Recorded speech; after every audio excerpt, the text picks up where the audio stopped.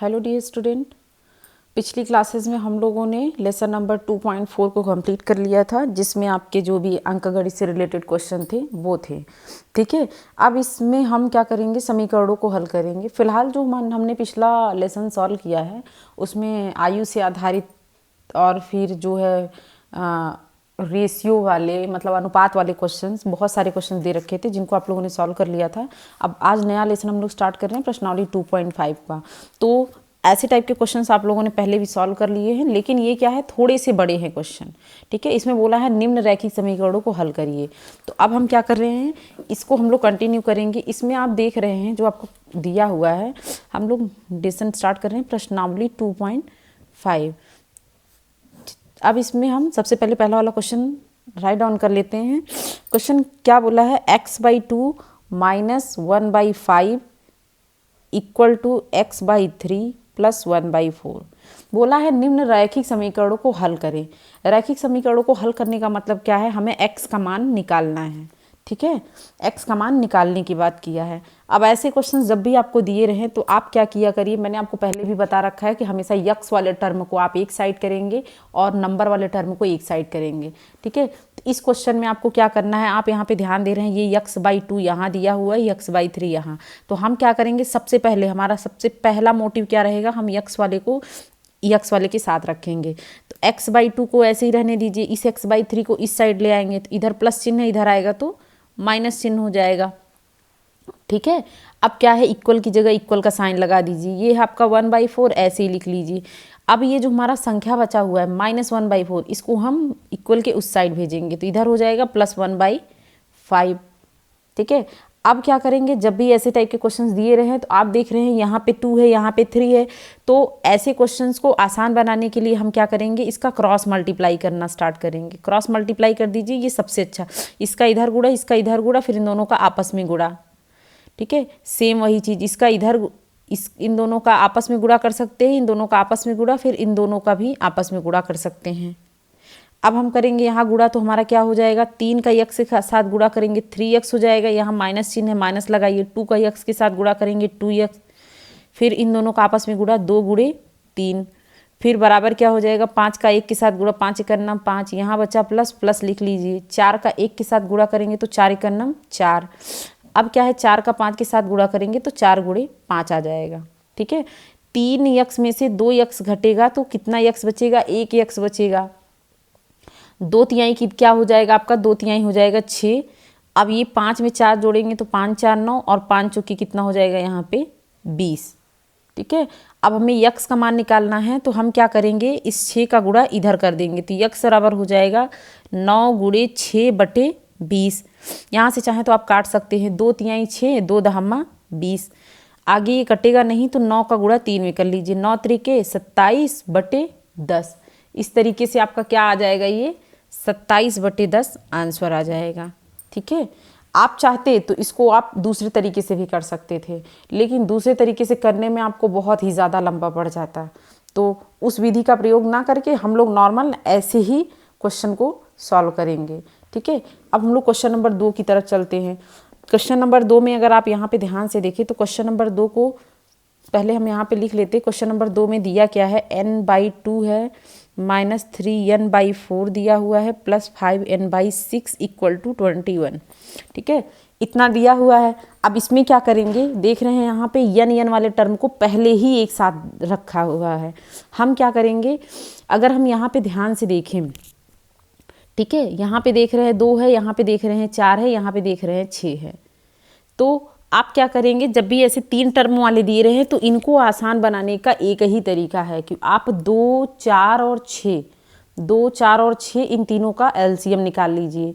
2 × 9 2, 2 दूनी 4, 2 तिहाई 6, फिर 2 से काटिए, 1 का 1, 2 × 9 2 3, फिर क्या है 3 से काटिए, 1, 1 हो जाएगा, 3 × 9 3, तो कितना आया, 2 दूनी 4 तिहाई 12। इसका एलसीएम कितना आया, 12। ये जो 12 आया है, ये 12 हमें ये बता रहा है कि इनके जो हर है इन सभी को आपको 12 बनाना है। चलिए 12 बनाते हैं। n/2 दिया हुआ है, अब हमें ये बताइए कि 2 में कितने का गुणा करें कि 12 बन जाए। तो आपको पता है कि 2 में 6 का हम गुणा कर देंगे तो आसानी से 12 बन जाएगा। तो हम क्या करेंगे, पहले हर में 6 का गुणा करेंगे और अंश में भी 6 का कर देंगे। ज़रूरत पड़ने पे हम इसे काट भी सकते हैं, तो वापस हमारा यही आंसर आ जाएगा। ठीक है, अब यहाँ माइनस लिखा हुआ है, माइनस लिख लीजिए। ये हो गया 3n/4। अब देखिए 4 को क्या बनाना है, 12, तो 4 को 12 बनाने के लिए 4 में कितने का गुणा, 4 तिहाई 12, तो 3 का गुणा हम नीचे करेंगे और 3 का गुणा हम ऊपर कर देंगे। ठीक है, फिर क्या है, अब प्लस यहाँ 5n/6 दिया हुआ है। अब 6 को 12 बनाने का मतलब है 2 का गुणा नीचे करेंगे तो 2 का गुणा हमें ऊपर भी करना पड़ेगा, बराबर कितना हो जाएगा 21। इसका गुणा इसके साथ करेंगे तो हो जाएगा 6n/6 दूनी 12 माइनस 3 त्रिका 9n/12 प्लस 5 दूनी 10n/12 बराबर 21। अब आप यहाँ पे ध्यान से देख रहे होंगे, ये तीनों का हर 12 हो गया है, तो हम इसको आसानी से लिख सकते हैं एक साथ। ये हो जाएगा 6n minus 9n plus 10n बराबर 21। ठीक है, अब क्या है यहाँ पे आप देखेंगे 6 और 10 इन दोनों को आपस में जोड़ सकते हैं, तो कितना हो जाएगा 10 6 16n, बचा ये माइनस 9n, इनको हम ऐसे लिख सकते हैं। आप चाहें तो एक बार इसको इसके साथ घटा दीजिए, जितना आंसर आए वो माइनस में आएगा, फिर इसको इसके साथ घटाइए। तो उससे बेहतर है हम क्या किए, जो जुड़ने वाला है उनको पहले हम जोड़ ले रहे हैं, फिर इनको लिख के माइनस कर लेंगे, बटे 12 हो जाएगा बराबर 21। 16 में से 9 जाएगा तो कितना हो जाएगा आपका 7n, 7n/12 बराबर 21। इसको बटे 1 कर दीजिए। हमें n का मान निकालना है तो आप क्रॉस मल्टीप्लाई मेथड का प्रयोग करिए। देखिए n का मान निकालना है, n को यहीं रहने दीजिए। ये 12 का गुणा 21 के साथ हो जाएगा तो ये 21 गुणे 12 हो जाएगा। इस 7 का गुणा 1 के साथ हो जाएगा तो ये 7 क्या हो जाएगा, इसके नीचे चला जाएगा। 7 1 के साथ नीचे चला आया, 12 21 के साथ चला गया, तो 21 गुणे 12 हमने लिख दिया। अब देखिए इसको चाहे तो काट सकते, 7 1 7, 7 3 21, तो n का मान कितना हो गया 12 तिहाई 36। तो इस तरीके से हमें n का मान मिल गया। तो जब भी कभी क्वेश्चंस दिए रहे तो क्वेश्चन को लगाने का सबसे बेस्ट तरीका आपका यही है कि आप क्या करिए, अंकों का गुणा करने की कोशिश करिए। ये थोड़ा सा क्या होता है, हम लोग छोटी क्लासेस में इसको ज़्यादा पढ़े हुए हैं, 6 क्लास का ये बेसिक मेथड होता है, लेकिन आप इसको आगे चाहें तो आसानी से इस्तेमाल करते जा सकते हैं।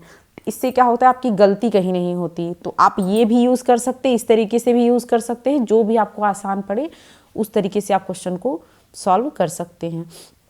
अब हम लोग क्वेश्चन नंबर 3 की तरफ चलते हैं। तो क्वेश्चन नंबर 3 में क्या बोला है कि x + 7 है minus 8x/3 equal to 17/6 minus 5x/2। ठीक है, ये आपका क्वेश्चन है। इसमें करना क्या है, हम क्या करेंगे, जो हमारा x वाला टर्म दिया हुआ है,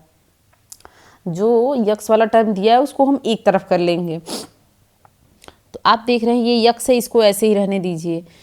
माइनस 8x/3 है, इस माइनस 5x/2 को इधर ले आएंगे तो हो जाएगा प्लस 5x/2। ठीक है, फिर क्या है बराबर 17/6, ये प्लस 7 इधर था, इधर आएगा तो -7। अब क्या है कि हम यहाँ पे क्या करेंगे, अगर ध्यान से देखें तो ये हमारा x है बटे 1 है, तो 3 टर्म का आ गया हमारा। 3 टर्म के लिए हम तीनों का एलसीएम ले लेंगे, तो हमारा कितना एलसीएम आएगा 6। देखिए जब भी आपको ऐसी कोई संख्या मिले जो कि एकदम सिंपल रहे तो सबका आपस में गुणा कर लिया करिए, तो वो भी हमारा एलसीएम ही माना जाता है। जैसे यहाँ पे 2 है, 3 है, 1 है, तो इसको निकालेंगे तो आपका 6 आएगा। अब क्या करना है, हमें तीनों को 6 बनाना है। तो 6 बनाने के लिए क्या करेंगे, x/1 है, इसमें 6 का गुणा नीचे करेंगे, 6 का ऊपर, माइनस 8x/3 है, इसमें हम 2 का गुणा नीचे करेंगे, 2 का ऊपर, तभी ये 6 बनेगा। ठीक है, प्लस 5x/2 है, 2 में 3 का गुणा करेंगे तो ये 6 बन जाएगा, 3 का ऊपर भी गुणा करेंगे। अब क्या करेंगे, हम सेम चीज़ यहाँ पे भी कर रहे हैं, 17/6 है माइनस 7, इसको भी लिख के हम इसको भी 6 बना देते, 6 का गुणा यहाँ, 6 का गुणा यहाँ कर दे रहे हैं। ठीक है, अब क्या है यहाँ पे देखिए, ये हो जाएगा 6x/6 माइनस 8 दूनी 16x/6 प्लस 5 तिहाई 15x/6 बराबर 17/6 माइनस 7 42/6। ठीक है, इतना आपका हो गया। अब क्या करेंगे, सभी 6 को एक साथ आप लिख सकते हैं, ये हो जाएगा 6x minus 16x plus 15x बराबर ये 17 माइनस 42 एक साथ लिख सकते हैं, बटे 6 लिख सकते हैं। ठीक है, बाकी इसके बाद हम इधर कर रहे हैं।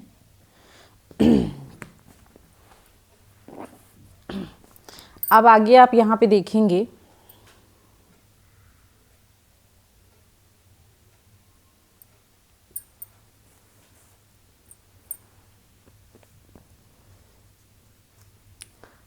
आगे यहाँ पे आप ध्यान से देखेंगे तो ये क्या है, 6x में से 16x है, 6 में 15 को हम जोड़ ले रहे हैं, तो 6 + 15x यहाँ पे लिख ले रहे हैं, -16x हो जाएगा। ठीक है, -16x बटे 6 है। फिर ये हो जाएगा 17 माइनस 42, 42 में से 17 को घटा देंगे तो 12 में से 7 गया 5, यहाँ बचा 3, 3 में से 1 गया 2, और ये बड़ा अंक 42 है तो इसके आगे हम माइनस चिन्ह लगा देंगे, बटे 6। इस 6 से इस 6 को हम काट सकते हैं। अब देखिए, सॉरी यहाँ पे 6x था। ठीक है, ये हम छोड़ दिए। 15 में 6 जोड़ेंगे तो 6 × 5 = 11, 21x माइनस 16x बराबर कितना हो जाएगा, -25। यहाँ 21 में से 16 को आप माइनस कर देंगे तो 11 में से 6 गया, कितना हो जाएगा, 5x बराबर -25। तो यक्स का मान निकालने के लिए हम क्या करेंगे, यहाँ लिखेंगे -25 बटे 5, 5 × 5 = 25। इस तरीके से आपका यक्स का मान कितना आ गया, -5। ठीक है, इस तरीके से आपका यक्स का मान कितना आ गया, -5। तो आई होप आप लोगों को ये क्वेश्चन बहुत अच्छे से समझ में आ गया होगा। देखिए, क्वेश्चन को बहुत ही बारीकी से स्टेप वाइज करते चलेंगे तो क्वेश्चन में कभी भी आपको प्रॉब्लम नहीं होगी। ठीक है, क्वेश्चन में आपको कभी भी प्रॉब्लम नहीं होगी। तो क्वेश्चन नंबर 3 तक कंप्लीट हो गया। अब हम लोग क्वेश्चन नंबर 4 की तरफ चलते हैं। क्वेश्चन नंबर 4 आप देखिए, क्वेश्चन नंबर 4 में दिया क्या है,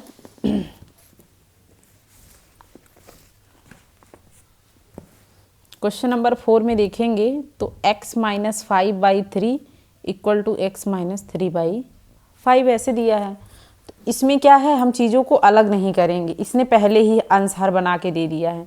तो अब हम क्या कर रहे हैं, इसका क्रॉस मल्टीप्लाई कर दे रहे हैं। क्रॉस मल्टीप्लाई का मतलब है इस 5 का गुणा इधर कर देंगे, इस 3 का गुणा इधर कर देंगे, तो हो जाएगा 5x - 5 बराबर 3 का गुणा x - 3 के साथ। मतलब क्वेश्चन के ऊपर डिपेंड करता है कि क्वेश्चन को कितनी आसानी से हम सॉल्व कर सकते हैं। तो जैसा क्वेश्चन रहेगा उस वही तरीका हम अपनाएंगे। एक बार 5 का गुणा x के साथ करिए, एक बार 5 का गुणा 5 के साथ करिए, तो ये हो जाएगा 5x - 5 × 5 = 25 बराबर, एक बार 3 का गुणा x के साथ करिए, एक बार 3 का गुणा 3 के साथ करिए, तो हो जाएगा 3x - 3 × 9। अब x वाले टर्म को इधर ले आइए, तो हो जाएगा 5x, ये 3x प्लस में इधर आएगा तो माइनस में, फिर ये -9, -25 इधर में है, इधर है तो उसको इक्वल के उस साइड ले जाएंगे तो ये +25 हो जाएगा। 5x में से 3x को माइनस कर दीजिए, कितना आ जाएगा, 2x।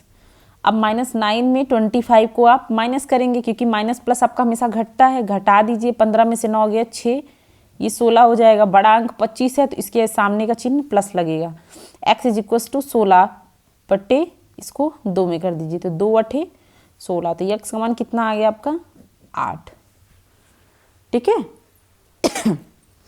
तो देखिए, ये क्वेश्चन 2 ही स्टेप में दिया हुआ था, तो इसको सॉल्व करना थोड़ा सा आसान हो गया।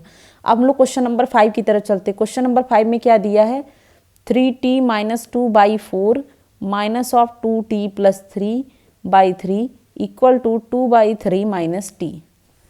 हाँ, अब हम क्या करेंगे, यहाँ पे अगर आप ध्यान से देखें तो हम लोग क्या करने वाले हैं कि सबसे पहले हम लोग यहाँ पे ध्यान से देखते हैं कि क्वेश्चन को किस तरीके से करें कि ज़्यादा से ज़्यादा आसान पड़े। चलिए ठीक है, फिर स्टार्ट करते हैं। हम क्या कर रहे हैं, क्रॉस मल्टीप्लाई मेथड यूज़ करेंगे। ठीक है, मतलब इसका गुणा इधर करेंगे, इसका गुणा इधर, फिर इन दोनों का आपस में सेम वही, इसका गुणा इधर, इसका गुणा इधर, इन दोनों का आपस में।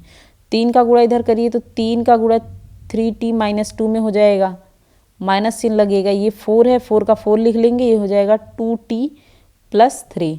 ठीक है, फिर इन दोनों का आपस में गुणा कर लेंगे तो 4 × 3 हो जाएगा। इतना तो हमारा सॉल्व हो गया। फिर बराबर इस 1 का गुणा 2 में करेंगे तो 2 × 1 = 2, माइनस इस 3 का गुणा t में करेंगे तो 3t, 3 × 1 = 3, इतना हो गया। अब 3 का गुणा इसमें करिए, 3 × 3 हो जाएगा 9t, माइनस 3 दूनी 6, फिर इसका माइनस का गुणा इसमें करेंगे 4 दूनी 8t। अब यहाँ पे ध्यान दीजिएगा, अगर कभी भी किसी ब्रैकेट के बाहर माइनस चिन्ह लगा हुआ है तो चिन्ह का भी अंदर गुणा होता है। माइनस का गुणा प्लस के साथ होगा तो माइनस प्लस माइनस हो जाएगा, 4 तिहाई 12 बट्टे 4 तिहाई 12 बराबर ही हो जाएगा 2 माइनस 3t बटे 3। तो आप इसको काट सकते हैं यहाँ से, 3 चौके 12, ठीक है। अब 9t में से 8t को माइनस कर सकते हैं, 9t माइनस 8t ये है, और -6 माइनस 12 एक साथ लिख लीजिए, ये हो जाएगा 4 बराबर 2 माइनस 3t। 9t में से 8t चला जाएगा, बचेगा t माइनस, ये हो गया 12 में 6 जोड़ लेंगे तो आपका 12 6 18 बटे 4 बराबर 2 माइनस 3t बटे 1, ठीक है। अब देखिए इतने बड़े से ये हमारा सॉल्व होकर इतना छोटा आ गया। अब हम इसका क्रॉस मल्टीप्लाई वापस करेंगे, वापस क्रॉस मल्टीप्लाई कर लीजिए तो हो जाएगा t माइनस 18 में 1 का गुणा हो जाएगा, इस 4 का गुणा इन दोनों के साथ, 2 माइनस 3t। अब क्या है, हम यहाँ पे देख रहे हैं t माइनस 18 ऐसे ही लिख ले रहे हैं, ये हो जाएगा 4 दूनी 8 माइनस 4 तिहाई 12t।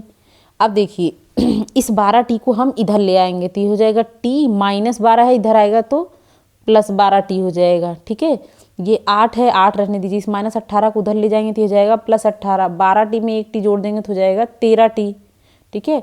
18 में 8 जोड़ेंगे तो 8 8 16 1 1 2, तो t का मान कितना हो गया 26 बटे 13, 13 दूनी 26, t का मान कितना आ गया आपका 2 आ गया। तो इस तरीके से आप समीकरण को आसानी से सॉल्व कर सकते हैं। तो ये आपका चौथा क्वेश्चन हो गया, ये आपका पांचवा क्वेश्चन हो गया। तो ध्यान से देख लीजिए, जहाँ आप लोग को नहीं समझ में आया होगा कमेंट करके बताइएगा, उस पार्ट को हम लोग फिर से करा देंगे, ठीक है। अब हम लोग क्वेश्चन नंबर 6 की तरफ चलते हैं। तो क्वेश्चन नंबर 6 में क्या दिया हुआ है, क्वेश्चन नंबर 6 में दिया हुआ है m माइनस, उसके बाद है m minus 1 upon 2 equal to 1 minus, फिर है m माइनस 2 अपान 3। इस तरीके से हमारा क्वेश्चन है। तो ऐसे क्वेश्चन को करने के लिए हम क्या करेंगे, इसको बटे 1 कर ले रहे हैं, इसको बटे 1 कर ले रहे हैं, ठीक है। चाहे इसको बटे 1 1 कर लीजिए या फिर इसका एक और तरीका है, नहीं इसी तरीके से करते हैं। इसमें क्या है, ये देखिए ये 1 है, ये 2 है, ये 1 है, ये 3 है। तो हम लोग क्या करने वाले हैं यहाँ पे क्रॉस मल्टीप्लाई। चलिए क्रॉस मल्टीप्लाई मेथड यूज़ करिए। ये हो जाएगा 2m माइनस, इसका गुणा इधर करेंगे तो माइनस m, माइनस माइनस क्या हो जाएगा +1। देखिए इस माइनस का गुणा m के साथ होगा माइनस m, इस माइनस माइनस को प्लस कर लेंगे, 2 1 9 2 बराबर इसका गुणा इधर 3 1 9 3 माइनस m और माइनस माइनस +2 बटे 3। देखिए 2m में 1 m घट जाएगा तो बचेगा m +1 बटे 2 बराबर 3 में 2 जुड़ जाएगा, 3 2 5 m, 5 माइनस m बटे 3। फिर से क्रॉस मल्टीप्लाई, इसका गुणा इधर कर दीजिए, इसका गुणा इधर, ये हो जाएगा 3m +1, ये हो जाएगा 2 5 माइनस m।